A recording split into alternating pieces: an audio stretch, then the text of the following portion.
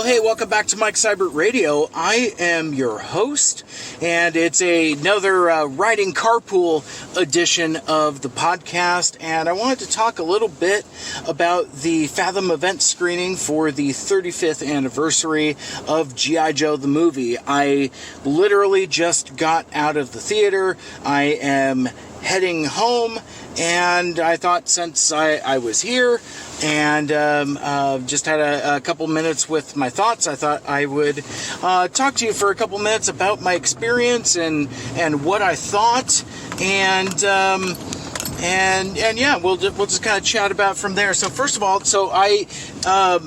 the Fathom Event screening was 2 nights, the 23rd of June here, and they're having another showing on Saturday the 25th, so I will have this out in time before that Saturday showing, so there'll be some minor spoilers here, but also I want to share some information that might influence your decision whether you want to go or what you might take away from the experience. First of all, so obviously my affection for Transformers the movie is well documented. I don't need to bother to mention it here, but it's fascinating how intrinsically linked G.I. Joe the movie and Transformers the movie will always be. Like, it's my understanding, and I may have to do some research to double verify, but it's my understanding that G.I. Joe the movie actually went into production first before Transformers the movie, but then ran into either some kind of production delays or it was just straight up taking longer, but somewhere along the way the production of Transformers the movie outpaced G.I. Joe the movie and ended up being completed first. There is obviously a notorious and famous scene. I mean, obviously the thing that's most famous about Transformers the movie is how it mercilessly killed off beloved characters, old product, to get you to buy new toys. It is a movie designed to get you to buy toys. And most famously and notoriously of all, they made the decision to kill off Optimus Prime. And that ended up being a disastrous decision in the short run, but obviously that's one of those things that I think the greater stakes and more mature, risky storytelling, I think, is what makes one of several factors that makes Transformers the movie have more longevity than G.I. Joe the movie. I think G.I. Joe the movie is kind of like a, I don't know, seldom remembered distant cousin or some kind of like black sheep of the family. It's like, or like the youngest of a large family or something like that. You know, it's like you got like the super famous older brother and you're like the younger brother that's like 3 children later or something like that. I don't have siblings, so I don't know if any of that analogy is even appropriate or not. But G.I. Joe the movie included a scene where the main protagonist of the good guys, Duke, was to be killed off, and pretty graphically, in a way that rivals the more upsetting graphic deaths in Transformers the movie. But as I understand it, Hasbro got cold feet and said, well, hey, wait a minute, we're not so sure about killing off this Duke character. Let's put out Transformers the movie first and see how the audiences responds to the death of Optimus Prime. And because I think both of those concepts came about around the same time. So what I don't know, and Ron Friedman, the writer of both movies, Transformers the movie and G.I. Joe the movie, I don't know if the mandate to kill Optimus Prime came after the writing of G.I. Joe the movie, where they had already written in the death scene for Duke. I don't know the sequence of events on there, but basically they put out Transformers the movie first, and it went the way that we all know, it was a box office disappointment, and did some short-term damage to the brand, and it sent Hasbro kind of panicking. They had already kind of lost their shirts on the My Little Pony movie, and in the wake of the box office failure of Transformers the movie, the Gem movie gets canceled, so no Gem, and then G.I. Joe the movie, which again went into production first, as I understand it, was regulated to a home video release. It went straight to video, not released in theaters. I saw on Twitter there was some confusion about that. So, fast forward, 20, 30 years, and Transformers the movie has gained a cult following, a reverence, and had been largely reclaimed as not just a cult classic, but as a nostalgia classic, with multiple home video releases and expensive restorations, multiple anniversary editions, and at this point, a couple different Fathom Events screenings. All the while, G.I. Joe the movie is just kind of basically neglected. I don't know if there's ever been like a high definition restoration or home video release. I mean, I think it's on Blu-ray. I'm sure it was on DVD, but it was definitely on VHS, and that was where I experienced it most. Like I don't remember if I owned a copy on video, but I do know that I rented it quite a lot, and I saw that movie quite a bit. And for me, as you've been following my Twitter feed, you've probably discovered that I'm secretly almost as much of a G.I. Joe fan as I am a Transformers fan. In fact, it's interesting, like with the more recent announcements of Transformers toys and the things that Hasbro is doing with Yo-Jo June, I keep finding myself being pulled further and further and further towards Joe. I think now that the 35th anniversary celebration of Transformers the movie has kind of ended, and like the Studio Series 86 figures and all that, I think now that the main line, the legacy Transformers Generations toy line is kind of moving towards other aspects of the franchise, I think my interest is kind of starting to cool a little bit. It's like, well, hey man, I still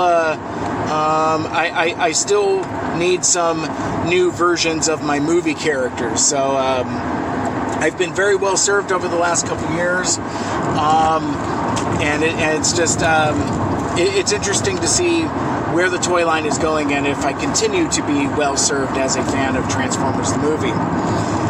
But, as I said, I'm not talking about Transformers the movie, I'm talking about G.I. Joe the movie. It's a movie that I always liked okay.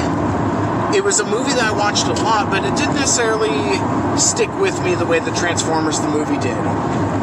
In fact, this might be the first time that I've talked about G.I. Joe the movie relatively extensively. Actually, no, that's not true. I talked about that when I had Word Burglar on my show. Incidentally, I'm hoping to connect with Word Burglar again. He's got a new album coming out at the end of June, and looking to do an interview with him, and we're definitely going to talk G.I. Joe the movie, because he and I kind of went back and forth about Transformers the movie versus G.I. Joe the movie.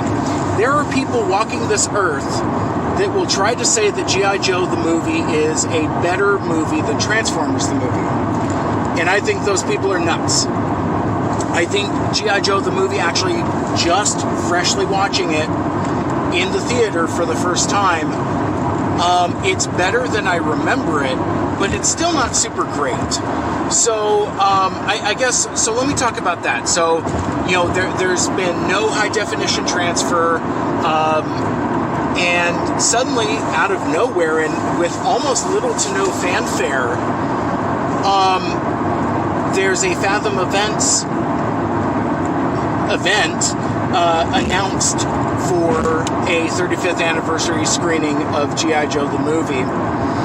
And I didn't know what to expect going in.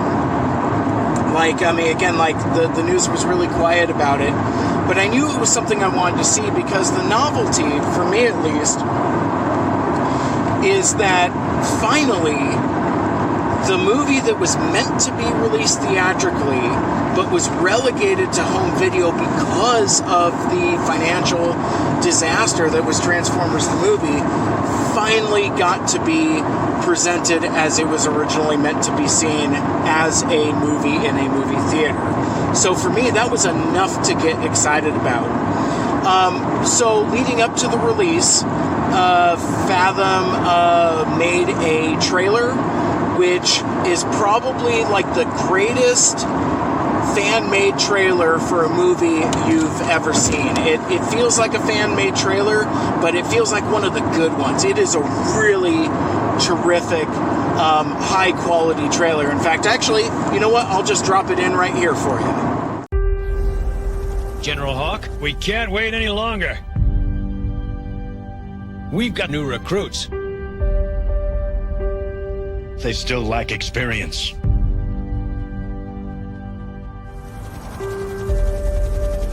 The sooner they graduate, the sooner they can fight.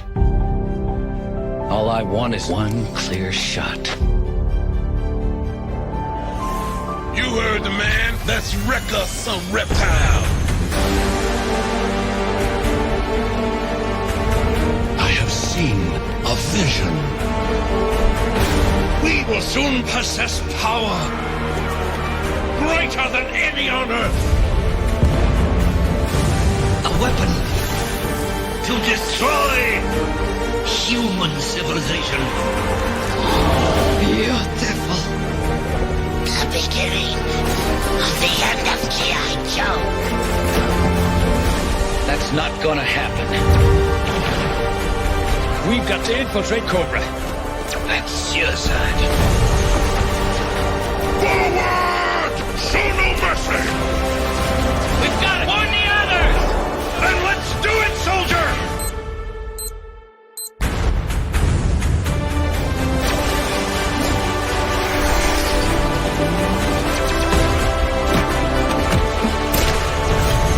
After them!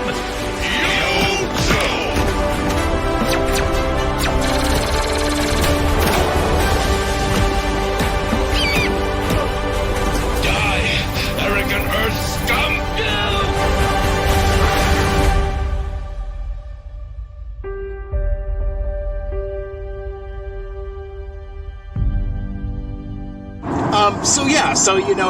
It's got a very epic feeling, and one of the things that it says within the text of that trailer is coming to theaters for the first time, and I think that's important, and I think that's kind of cool. But there was speculation about, if Fathom Events is putting this exhibition of G.I. Joe the movie out in theaters, does that mean that there's going to be a new high-definition transfer? Are they going to do a 35th anniversary Blu-ray, or really reaching for the stars like a 4K or something like that? Because if you watch that trailer, and I've shared it multiple times on my socials, but it's worth checking out. Because the audio here doesn't necessarily do all the justice, but that trailer looks really cleaned up. It's very crisp, it's very clean, and it gave me a sense of hope that perhaps it was a high-definition transfer that was going to be shown during the movie. And I am sad and reluctant to report that it is not. The print, I want to be charitable, I want to be generous, but it's rough. I'm trying to pull my punches and prevent myself from saying it looks like garbage, but it looks like garbage. Like, the text during the title sequence is blurry. Now, if you've seen any social media chatter regarding Fathom Events, they recently did a exhibition screening for the 40th anniversary of The Thing that is, as social media describes it, a disaster. Basically, like they showed the film in the wrong aspect ratio, and there were some other problems with the exhibition. I think like there were some screenings that stopped halfway through, and just a really problematic thing. So now with that stink of death and the chink in the armor, was this a bad exhibition that I saw, or is it a bad print? I'm inclined to believe that it's a bad print because, from what I understand from all of the home video releases, there's never been a cleaned up transfer. So like the Blu-ray is just a scan from the original VHS release that looked like garbage. I haven't watched it myself, so I can't judge that, and I can't say for certain. But what I can say for certain with regards to the exhibition, though, I was pleasantly surprised, and the guy, I went on a bad movie mandate with a friend of mine from work, and one of the things he had said, because he and I had talked a lot about the theatrical exhibition of Transformers the movie, how like it had been cropped from a 4:3 aspect ratio, basically square TV animation, how it was produced, and it was cropped to fit 16:9 traditional rectangular theatrical exhibition by cropping the film and chopping off the tops and bottoms. We speculated that they were going to do the same thing here, chop the tops and bottoms of it off, and for it to fit a 16:9 aspect ratio. He had speculated, my friend, saying like, well, but what if they show it in 4:3? What if they show it square as it was originally produced? And sure enough, it is exhibited for these Fathom Event screening in 4:3. The 4:3 aspect ratio, which is square. So instead of the image being cropped, you get the full animation. The trade-off, though, is that the sides of the screen are chopped off, which, again, those of us that were kind of letterbox nerds, widescreen format nerds back in the day that paid an extra couple bucks for that VHS tape or Laserdisc or DVD that was specifically widescreen. I'll take the not full screen being filled just to have the most accurate and complete exhibition of the animation. And I guess that's what I want to talk about next. I have not watched G.I. Joe the movie. I honestly don't know. I mean, like I said, I haven't owned a DVD or a Blu-ray.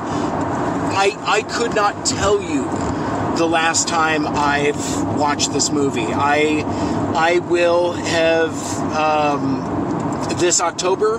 I'm coming up on my 20th wedding anniversary with my wife, and I have never watched G.I. Joe the movie during the span of our relationship. So it's been at least 20 years, possibly a couple more. Like I said, I cannot tell you the last time I watched G.I. Joe the movie, despite me watching it quite extensively when I was a kid. So this was kind of neat, and there were a lot of moments that I remembered that had imprinted on me, certain lines of dialogue, but then there was also stuff that I had completely forgotten about. It also doesn't hurt that my friends from the Autopod Decepticast, shortly after they did their minute-by-minute breakdown recap of Transformers the movie, the next project they tackled was G.I. Joe the movie.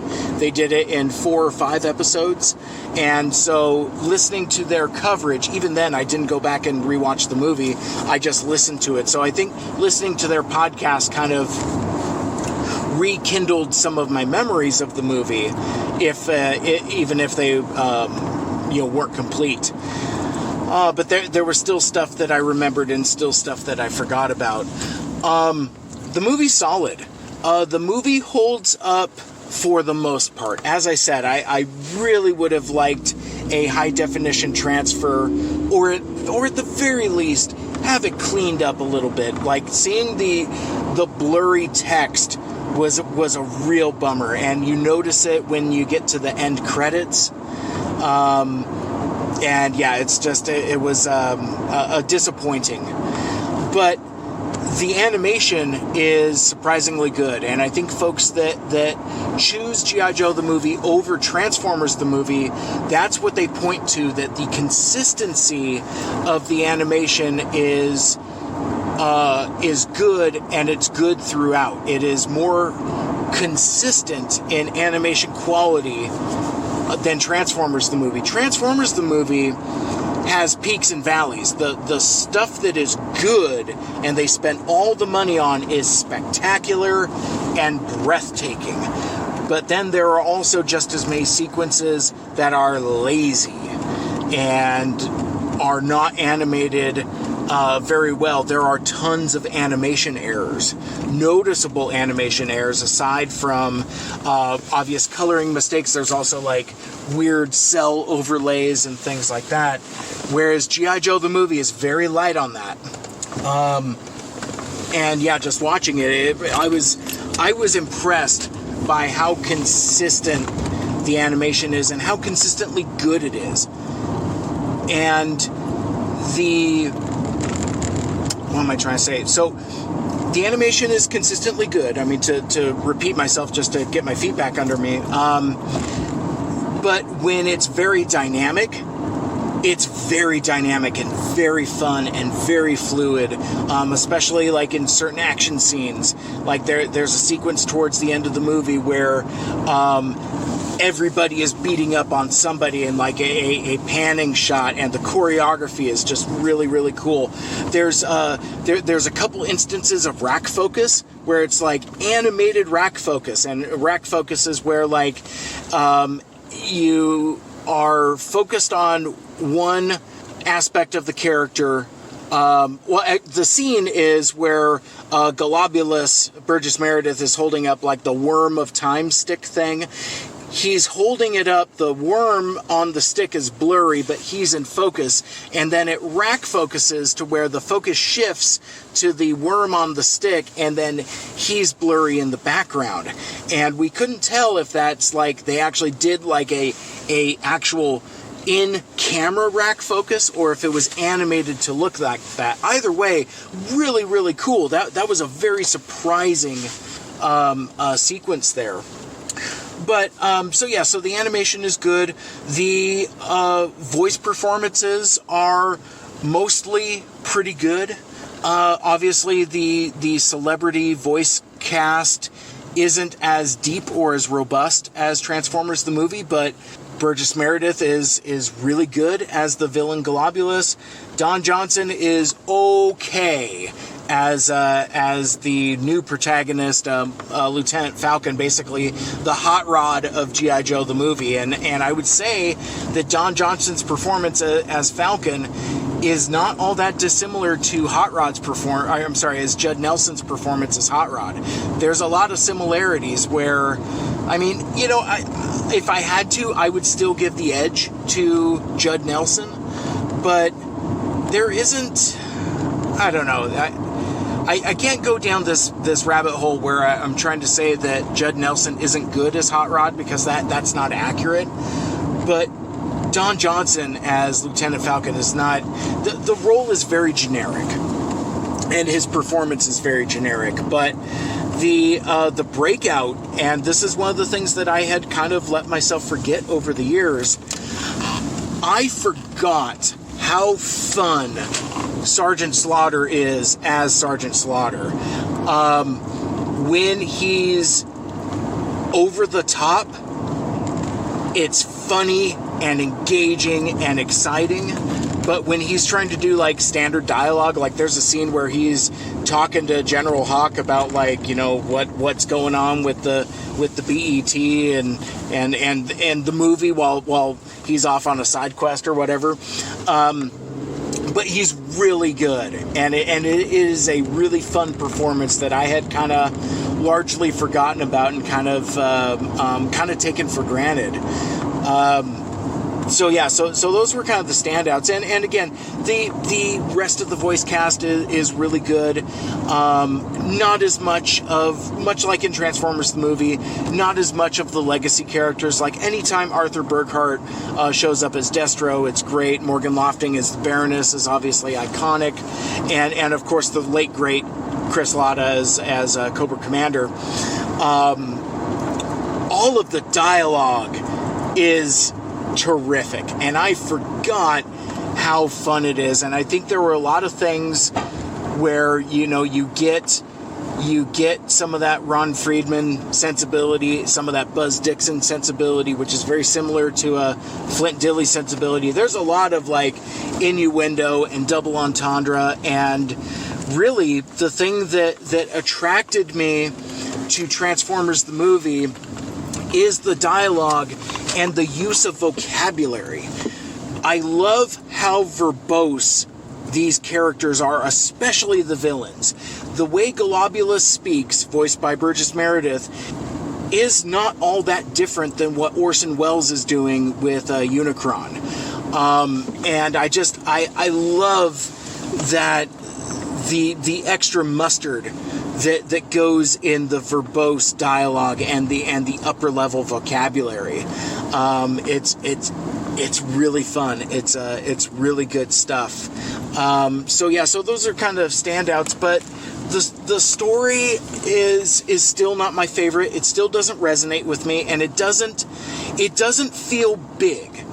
And I've said this in so many other places. Anytime my metric for a good adaptation or continuation of a TV show into a movie will always be Transformers the movie, because that's the one between like the time jump and the shift in tone and the just the different sensibilities, really steering into hard sci-fi and taking like such deadly risks and being so ambitious. Anything that's called the movie, I will always measure against Transformers the movie, and I'll always find it lacking, always find it wanting. And G.I. Joe the movie, it's, I used to say, when I would do those comparisons, I would say that the problem with G.I. Joe the movie is not as ambitious as Transformers the movie. And if you were a fan of G.I. Joe the movie, you probably just cocked an eyebrow and said, wait, what are you talking about? Because, we're talking about, secret societies and spore people, and it's, I don't know, maybe it certainly is ambitious, but it's, I don't know, it's a weird ambitious, and maybe it's just because I don't like it. This movie, G.I. Joe the movie, is it's a very wet movie. It's juicy. It's I'm trying to think of a third word to describe something that is liquid. I don't like the Lovecraftian Cthulhu bio-organic, techno-organic sensibilities of Cobra Law. I don't like anything about Cobra Law, and it's gross. And, being like a 8-9-year-old boy, you would think I would be into stuff that was gross, but the slippery sliminess of it was always off-putting to me. Now, keeping in mind, if you know me and know my show, you know that my sensibilities have always skewed towards technology. Robots, ray guns, jetpacks, technology. That's always been my jam. So anytime the story shifts to this more organic type of thing, it's icky. And there's some imagery in there that is just straight up upsetting. There's too many things that look like anatomy that's uncomfortable. And there's several instances of spurting and squirting, and to the point where I leaned over to my buddy as we were watching the movie, and I told him, I was like, adults made this movie. Grown men wrote this movie. Surely they knew what they were on about, and those aspects don't hold up for me. I was squirming. I was skittish. It was I was visibly uncomfortable a number of times during like the Cobra Law stuff. I just don't like it, and I don't like Serpentor as a character. So when you're kind of hanging that as on one of your main villains, it's lacking. Globulus is great as a megalomaniacal big bad, but once you lose Cobra Commander, it's you just lose a lot of the fun. And the fun of G.I. Joe is the cartoonishness of the villains. So, like Transformers, you kind of get like the last stand of the classic characters. And incidentally, how is it that in 35 years, we haven't gotten any of the Polar Missions versions of any of the characters? Every character that's in this movie has a alternate costume where they're in snow gear. For all of the Snake Eyes figures I have, I would love to have a G.I. Joe the movie Polar Jacket Snake Eyes. I think that would be I think that would be tons of fun, as well as all of the other ones, the Dreadnoks and especially Destro. The imagery is a little uncomfortable, but the flair and design is just super rad. The character designs are so cool. But yeah, so you kind of get like the last stand of the original characters, not quite as much as in Transformers the movie, but kind of sort of. The sequence with Cobra Commander and Roadblock is still the highlight of the movie. The whole was a man, useless, all useless, that nihilism there. You feel bad for Cobra Commander, which is such a weird thing to kind of mess with kids. It's like you put sympathy on your main villain, and it's just it's a very odd, uncomfortable sensation for a little bit of a character there. So I mean the movie is the movie. Again, I had a blast with it. Me and my friends were kind of like cracking wise with each other. We were trying to be respectful. There were about a dozen people in my screening, mostly adults, but there was at least one family with a couple little kids. The kids seemed to be anxious. Like I don't know if the kid just drank too much soda, but there was a young boy that went out of the theater at least 3 times in a 90-minute movie. So I don't know if he was bored or if he just had to pee that bad. I don't know. But yeah, no, I mean I had fun with it. I was glad I went, but I guess before I guess I'm home. I'm in my driveway. I should probably wrap this up. But what I should have mentioned earlier is what this exhibition from Fathom Events is. So in the trailer, it says that there is exclusive G.I. Joe content. And I had no idea going in if it was going to be before the movie or after the movie. I've had some Fathom Events conditioning in that the first time I saw Transformers the movie, it was in conjunction with the release of the Bumblebee movie, and there was stuff at the end. There was there was stuff at the beginning and the end. At the end, after the credits, was the Stan Bush acoustic performance of Dare and The Touch in the Shout Factory parking lot. But before the movie, there was like a little making of documentary for the Bumblebee movie. With this screening, unfortunately, I didn't... Oh, I'm sorry. Let me finish that. So going into the latest Fathom Event screening of Transformers the movie for that 35th anniversary last year, there were a variety of commercials. There was like an ad for PulseCon, PulseFest, or some such like that. The video game where Soundwave is driving a boat, and I think some toys, and obviously the stop motion stuff.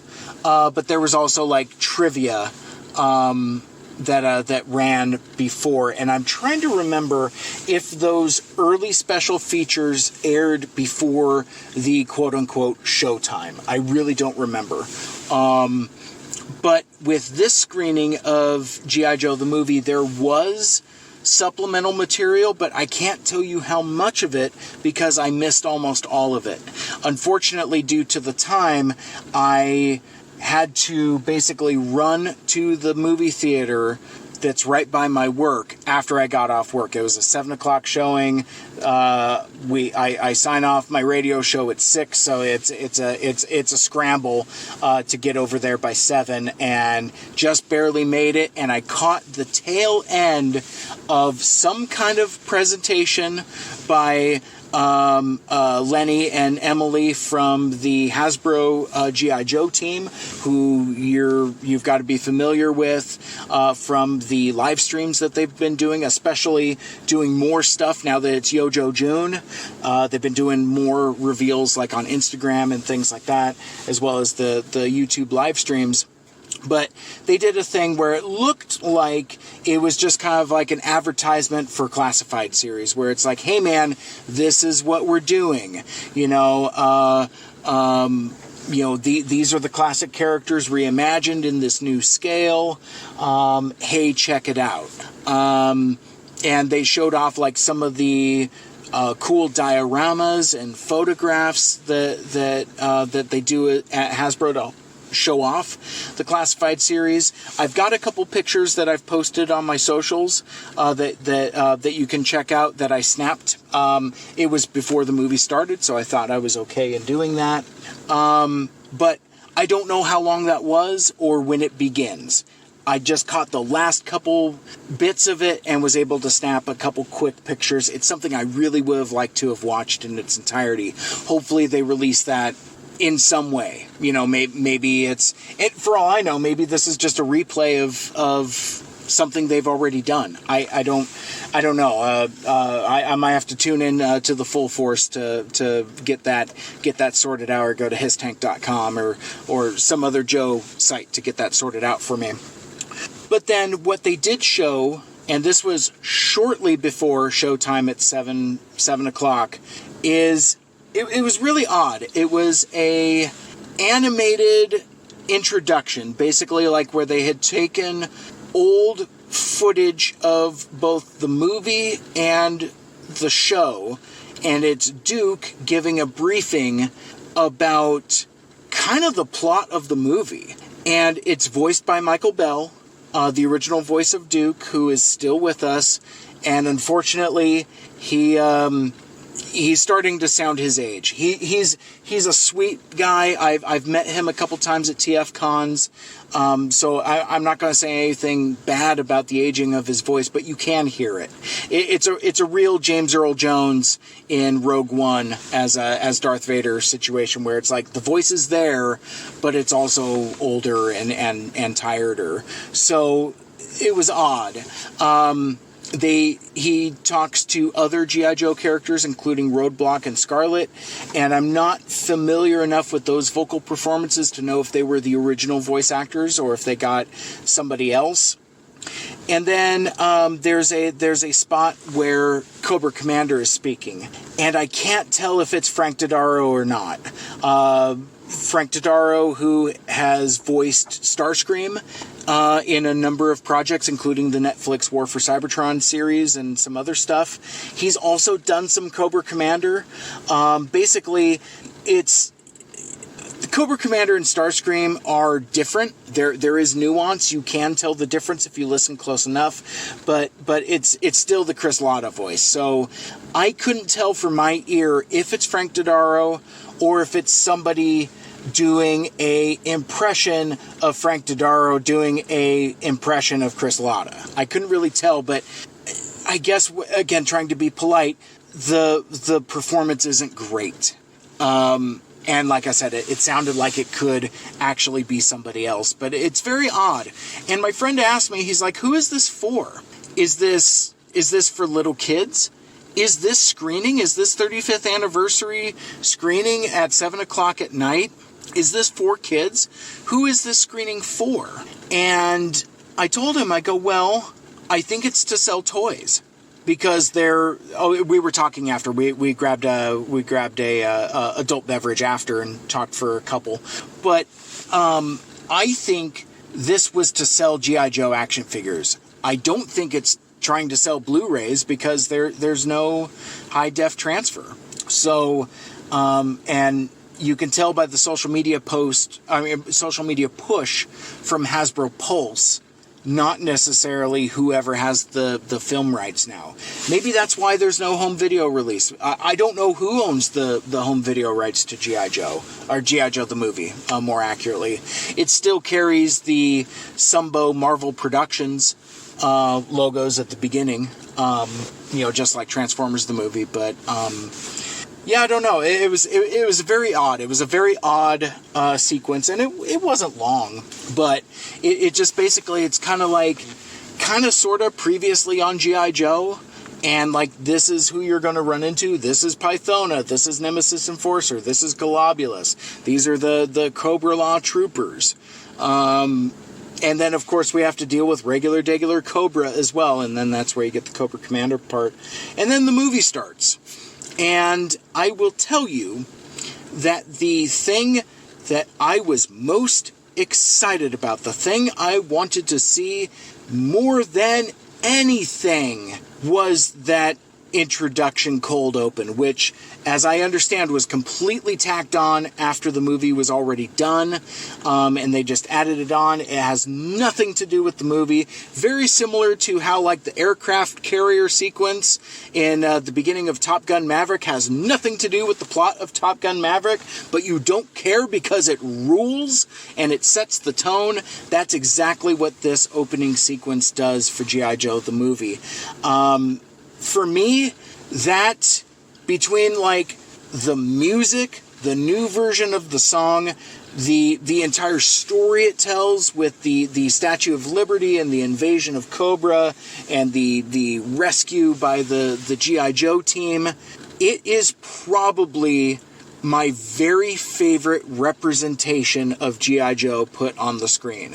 And I've seen 3 different live action movies. I've watched a lot of cartoons. That opening sequence, not the movie on the whole, but specifically that opening sequence, is probably my very favorite G.I. Joe, doing air quotes here, thing.